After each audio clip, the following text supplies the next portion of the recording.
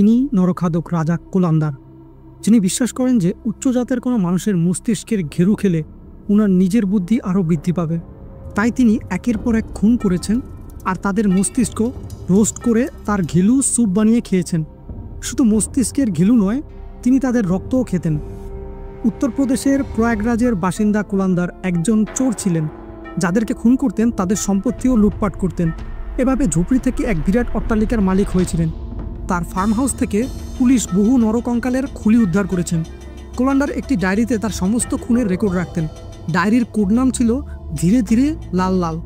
কোলান্দারের আসল নাম নিরঞ্জন, কিন্তু তিনি নিজেকে রাজা বলে মনে করতেন, তাই নিজের নাম রেখেছেন রাজা কোলান্দার। আর নিজের 3 ছেলের নাম রেখেছেন আদালত, জামানত ও আন্দোলন।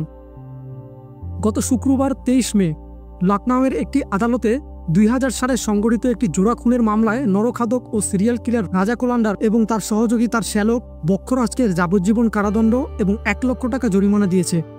আদালতের এই রায় শোনার পর তার মধ্যে কোনো রকম অনুশোচনা পরিলক্ষিত হয়নি, বরং তিনি একগাল হাসি এসেছেন। নেটফ্লিক্সের একটি ডকুমেন্টারি সিরিজ তার নামে করা হয়েছে, Indian predator the diary of a serial killer.